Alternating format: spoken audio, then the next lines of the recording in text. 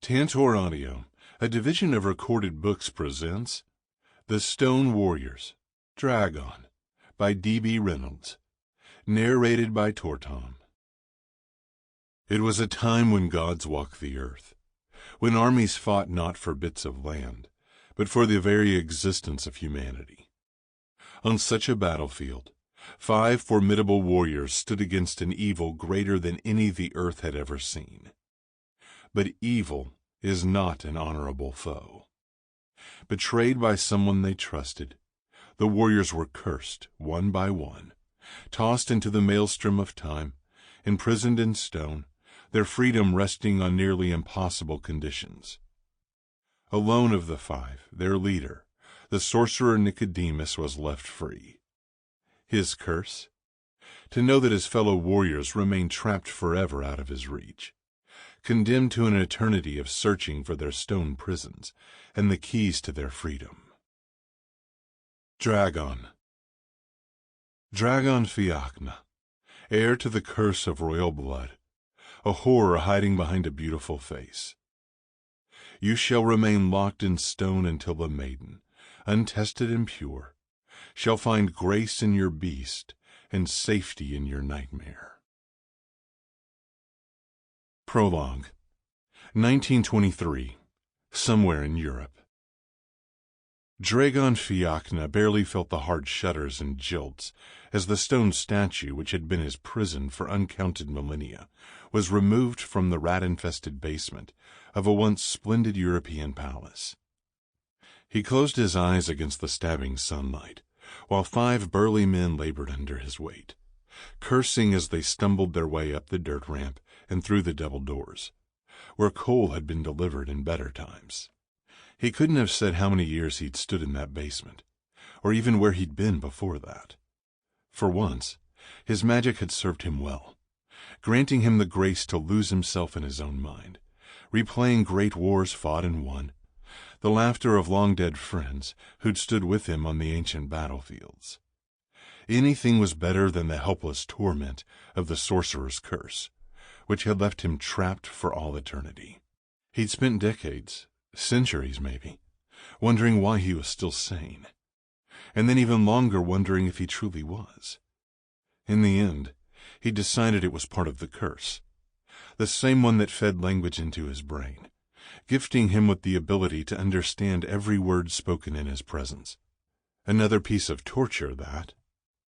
Understanding everything, learning of events happening in the world, while he stood trapped, unable to convey the truth of his existence, or to beg for release. He'd finally welcomed his banishment to this filthy basement. Better to stand in silence, dreaming of times past, than to be surrounded by people who didn't know he existed. But now, he was being moved, a thing to be bought and sold, dragged up into the light, loaded onto a sturdy wooden wagon. He heard a horse's soft blow of protest when his stone prison crashed into the wagon bed, the groan of the wood beneath him. The daylight no longer seemed so glaring, as clouds turned the sky gray above his motionless form.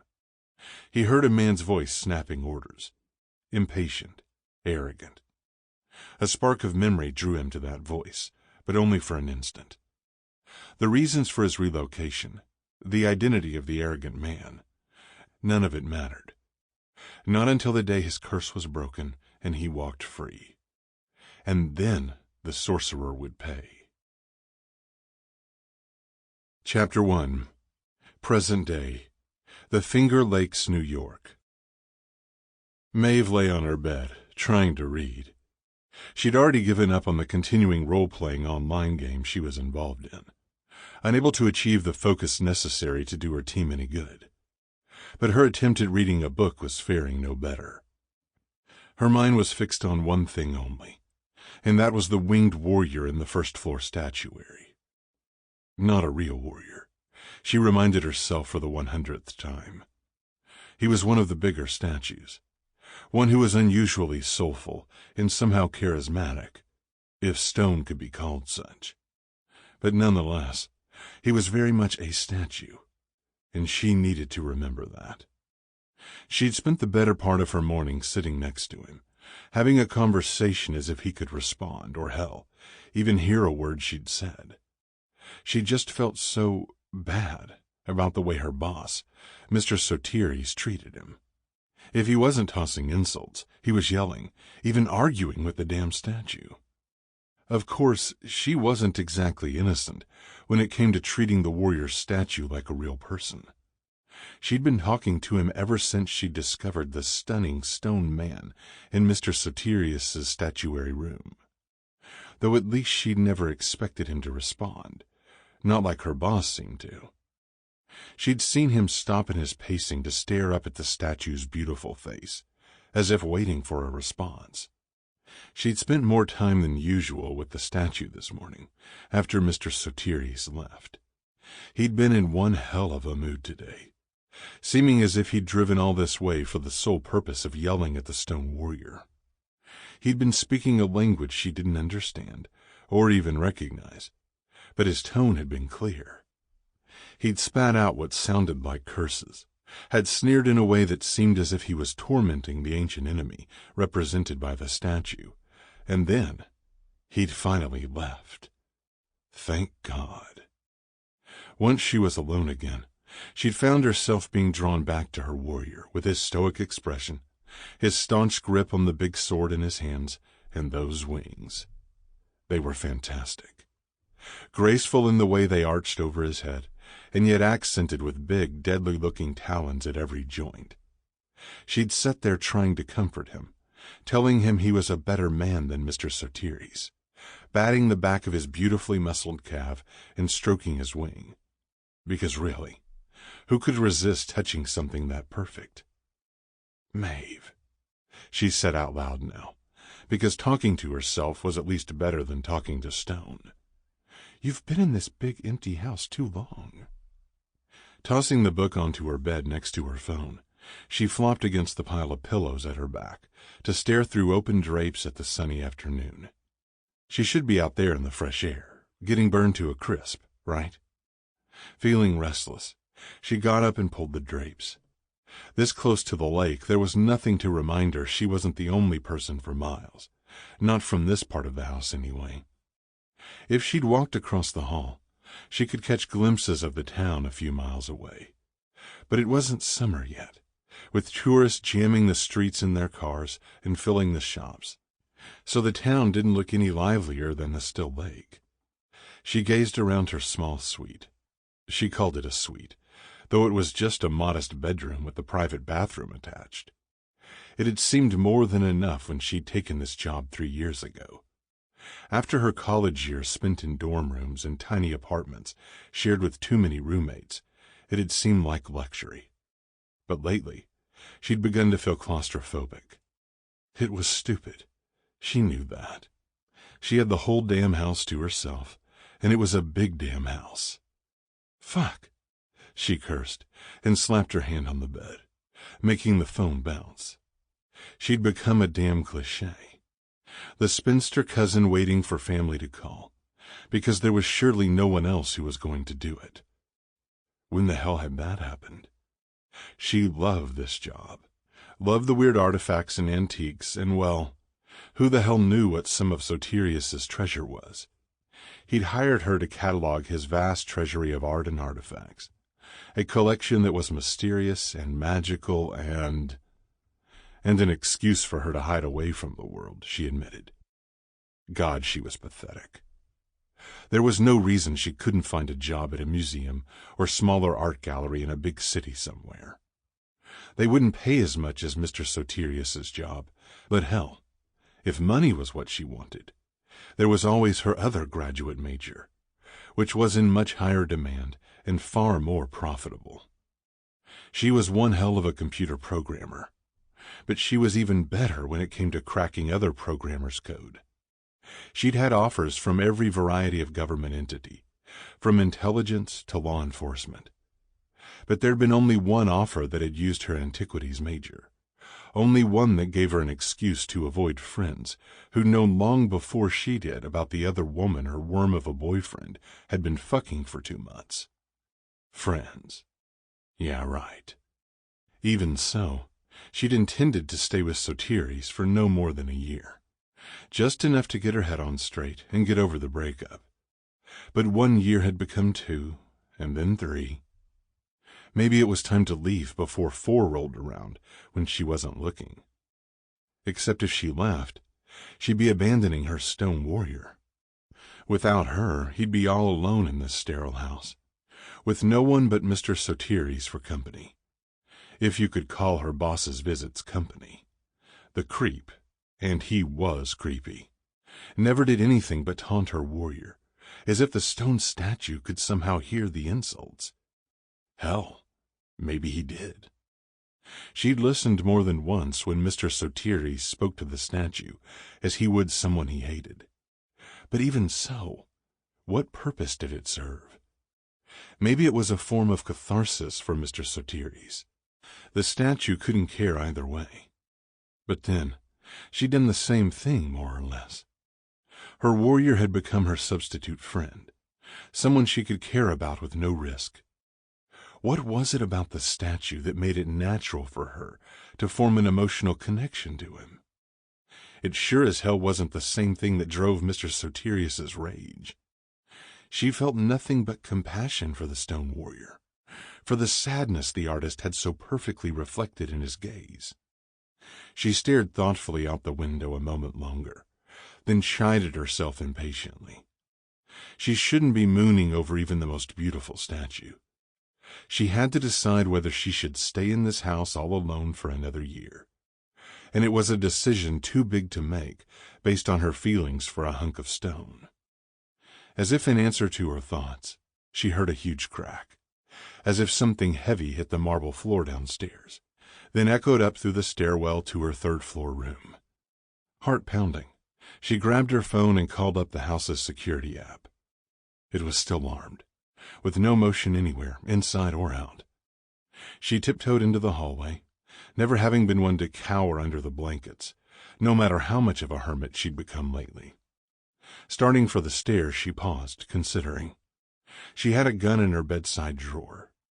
One didn't grow up in the Tennessee hills without learning to hunt, and that meant being able to shoot.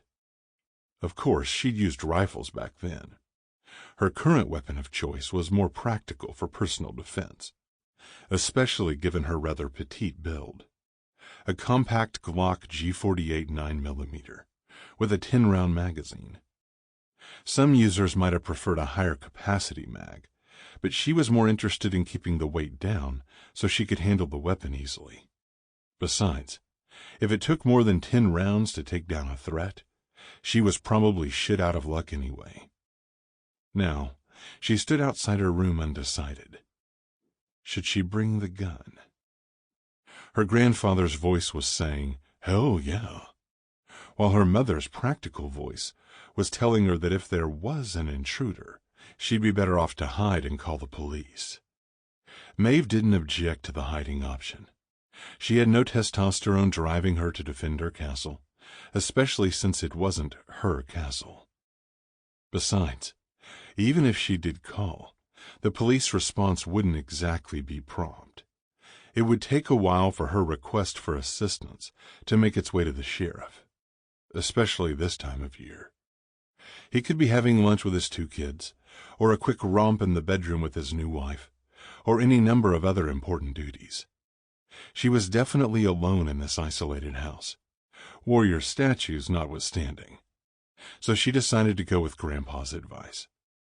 Going back into her room, she pulled the gun from her bedside drawer and inserted a fresh mag, then continued toward the stairs, sticking to the wall as she descended, knowing there'd be far fewer creaks to give her away. Dragan fought for balance as the stone that had been his prison for uncounted centuries began to crack and fall away. His body had felt nothing in all that time. No pain, no hunger, no thirst. His torment had been of the mind and soul. But now that the curse no longer held him in stasis, his wings, deployed for flight at the moment the curse had struck, disappeared into his body. Agony shot through his back, not from the bloody wounds created by the magical nature of their existence. He'd lived with that pain for most of his life. but from the weight of wings held motionless far longer than his body was ever designed to tolerate. But while his muscles screamed their torment, his mind soared with the sudden freedom. Fully alert, he dropped to a defensive crouch, eyes flaring in the near darkness as his gaze took in every detail of his surroundings. He spun in a circle, mapping what should have been a familiar room after the decades he'd been trapped here. But he hadn't been moved in all that time. Not since he'd been transported over foaming seas and endless roads, to finally arrive in this place, to discover he'd become a collector's piece for the very sorcerer who'd condemned him to this nightmare existence. Seeing no immediate danger, he gave himself a moment to recover. Time for blood to flow hot in his veins once more, to warm muscles and ease the pain. But only that. One moment, no more. He rose to his feet slowly, testing his balance, gratified when muscle and sinew responded as it should, his body still that of the goddess-blessed warrior he'd been born. Goddess-blessed, he thought cynically. Most of his people would have said monstrous, despite all he'd done for them. It was their fear, their hatred, which had driven him to Nicodemus, and ultimately to this tormented existence. He shook his head, small bits of rock and dust flying from his long hair to patter on the stone floor. None of this was Nico's fault. It was Sotiris who'd crafted the curse, Sotiris who'd seduced someone into betraying all of them in a way that made them vulnerable to his curse. Without such a betrayal, Sotiris would never have succeeded in breaking through Nico's protections as they went into battle. Unfortunately, the traitor was, in all likelihood, long dead and beyond retribution. Sotiris, on the other hand, was here, in this time and space, and within his grasp. But not yet. Dragan knew his body. Strong as it remained, he needed more time to restore both body and mind, and to learn of the world outside this room. Time to plan. And if the fates granted him the boon he was so obviously owed, then there would also be time to discover Nico's fate, and that of his 3 warrior brothers who'd stood with him on that fateful battlefield. A heavy piece of his stone prison crashed to the marble floor as he stepped down from the low pedestal. He ignored it, his gaze focused on the plain wooden door through which the lovely woman came and went on her visits to him. She could have no idea what she'd done for him, that she'd been the one to finally, break the endless spell of his captivity. It was her fingers on his wing, her insistence that he was the one she felt safe with, while Sotiris was the monster. He knew the words of his curse, knew the damn thing had been crafted to make his freedom very nearly impossible. Sotiris had made sure of it. So, while the woman had come to him almost daily, chatting as if with an old friend, he'd held out no hope that she'd be the one to deliver his freedom, the one to meet the curse's very precise demands. Maeve, he thought. A fitting name for such a lovely woman, with her pale skin and dark red hair that tumbled down her back in the style of maidens who dwelled in the villages and farms of his father's lands. They'd cast covetous eyes on him back then, but for all the wrong reasons. They'd cared nothing for him personally. He'd been a trophy, a stud whose services had been highly prized, but only as a bragging piece. Every lover he'd ever claimed back then had worn a charm crafted by the local hedge witches, spells designed to ensure his seed never took root in their wombs. They'd wanted to fuck him, but never to mate or marry. One didn't create a family with a monster, even if it had been the goddess herself who'd made him that way. But Maeve had always spoken to him with kindness and compassion. Sitting fearlessly in the shelter of his taloned wing, she'd conversed as if he could hear and respond, though she couldn't have known his true predicament, couldn't have known a living man was trapped in the stone. She still didn't know, for all that she'd been the one to release him, however inadvertently. He strode for the small wooden door she always used, instinct telling him he had to escape this house at once, before Sotiri sensed the collapse of his ancient curse, and returned to capture him with a fresh spell, one with no escape this time. Maeve moved quietly down the narrow servants' stairs to the statuary on the first floor. If one wanted to sneak about, this hidden-away staircase was the way to go. She'd found nothing amiss so far, though she'd stopped to listen at every turn of the stairs. She hadn't taken the time to search the third floor, confident that the crashing sound had come from below. On the second floor, she'd paused long enough to open the door for a few minutes, not knowing what she was waiting for, breathing or a stray footstep maybe. She was certain there'd be some evidence if anyone was there. In her head, she kept playing back the crash she'd heard, convinced it had come from the statuary room with its marble floor. Worried that one of the smaller statues might have toppled over somehow, she rounded the final set of stairs and listened at the closed door to the statuary, as if that was going to do any good. Statues didn't move on their own. Hearing nothing, of course, she reached for the doorknob and fell back with an undignified squeak when someone, or something, pulled it open from the other side. Dragan reached out instinctively, trying to catch Maeve before she fell and hurt herself. She batted away his hand, staring at it in disbelief for a moment before she tried to stand, only to fall back against the hard wooden stair with a gasped breath. "Ow!" she said, then glared at him as if it was his fault. Her glare didn't last more than an instant, however, as her eyes widened and she scrambled backwards up the stairs, reaching for the weapon, the gun, she'd dropped when she'd fallen. "Who the hell?"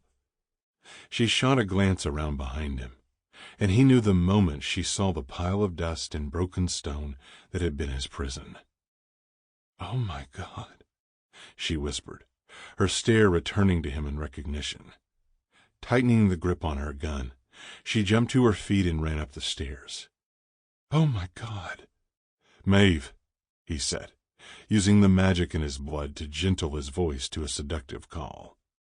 He had enough magic left for that, at least, though the usual heat of it had been dulled by his long captivity.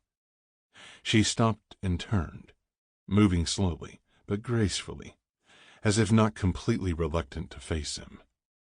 Her heart was thudding, but still she studied him carefully, staring with intelligent eyes that were filled more with curiosity than fear. "It's really you?" she whispered. "But how—" "It's a long story," he replied quietly, still wary of spooking her. "Perhaps we could sit somewhere more suitable and—" "Of course, forgive me," she said immediately, then scowled. "Wait a minute. I don't even know who the hell you really are. I should—" "You know me." "No, I don't," she insisted, "because what I'm thinking is impossible." He smiled. "You live in this house filled with magic, yet you speak of the impossible?" Her gaze caught on his upturned lips, before her eyes narrowed in suspicion. "What do you know about this house? Is that why you're here? To burgle?" "Burgle?" he repeated, trying to make sense of the word. "Steal, thieve, the usual." Dragan knew he should be insulted at the very suggestion, but he was more amused than anything else. "I know what's in this house because it sings to my blood, and because I know the filthy bastard who lives here, not including your lovely self, of course." "Oh, of course," she said, pretending an ease that her eyes gave lie to, her fingers shaking almost imperceptibly as she pushed a stray bit of hair behind her ear. She scanned his form, taking in the tattered clothing and the sword he carried in one hand, held down to his side so as not to threaten her. She stared at the blade a heartbeat longer, before her attention went back to his face. "It is you," she whispered, then slumped back to sit on the stairs again, one hand rubbing her face. "I must be dreaming. That's it. I'm asleep. Or maybe I hit my head, fell on my ass, or my head, whatever." Dragan laughed, charmed at her utter lack of pretense. "If I promise to explain, can we please sit somewhere else? I've been standing a very long time." She threw up her hands. "Sure, why not? Embrace the delusion. Come on, I'll make you a cup of tea, like Alice in Wonderland, but with less dirt." He watched her go, enjoying the sight of her hips swaying up the stairs, which was a very different view than any he'd had during her daily visits, he thought, then immediately cast his gaze downward. She was far too young for him, no more than her mid-20s, which he only knew because she'd once spoken of birthday gifts from her family. It didn't matter that he'd been only a few years older than that before his imprisonment, or that he'd spent the last 1,000 or more years frozen in time. His worldly experience was vastly different from anything she could have known. He tightened his jaw and followed her, taking the stairs 2 at a time. Maeve kept glancing back as they climbed, trying to convince herself that this was actually happening, that it wasn't just a romantic dream about her warrior. She wanted to reach out and touch him, to prove he was real. She hadn't found the courage yet, but even so, his existence was difficult to deny. There was a woodsy scent about him, not at all what she might have expected from a man what? Who'd been a fucking statue less than an hour ago? She shot another quick look over her shoulder. His footsteps on the wooden stairs were light for such a big man, and good God, he was big. If she'd been asked before, she stumbled over the thought. Before what? She'd have said the size of the winged statue was an exaggeration for dramatic purposes. But the man behind her, with his wary gaze and gorgeous smile, was no exaggeration. She squeezed her eyes shut, gripping the banister to avoid tripping on stairs she'd climbed more times than she could count. What had she been thinking, offering him a cup of tea? She should have raced up the stairs and dialed 911, not offered to feed him. She'd clearly been reading too many books, and all of them the wrong kind. Warriors with big swords did not appear out of nowhere, just because a statue fell over. She frowned, thinking hard. It had to be coincidence that he looked like her winged warrior. Stop that, she ordered herself. He was not her anything. "What have you decided?" he asked, his voice still carrying that almost musical cadence that had convinced her he was safe. "How'd you know my name?" she demanded, flashing back to the first thing he'd said to her. He smiled. Dear God, this had to be a dream. They didn't make real men with smiles like that. "Of course I know your name. You told me. Besides, I've heard that bastard Sotiris yell for you often enough." He spoke gently, the way you would to a skittish horse. Is that how he saw her? Who cared? He wasn't real anyway. "How do you know Mr. Sotiris?" She might as well continue the make-believe conversation. Maybe she'd figured out where her delusions came from. "Because he's the one who stuck me in that statue." She hit the top of the stairs and turned to face him, their faces nearly even since he stood 2 steps below her. She blinked. "You're saying—" She shook her head, then forged onward. "You were a statue? My statue?" His smile widened. "You often ate your midday meal with me. I looked forward to your visits, to hearing you talk. It was far better than the bloviations of that craven sorcerer." Anyone could know that, she told herself. At least anyone who was lurking about the statuary room. The cleaning crew only came in once a month, but they could easily have seen her sitting downstairs, maybe even overheard her talking to him. Wait, did he say sorcerer? She rasped on a throat so dry, she was surprised the word made any sound. It was his turn to blink in surprise. Of course. Granted, the magic is thin in this world, but Sotiris seems as strong as ever, despite his evil bent. Magic, she repeated, then spun around to do what she should have done in the first place. Get the fuck away from him. Then call for help.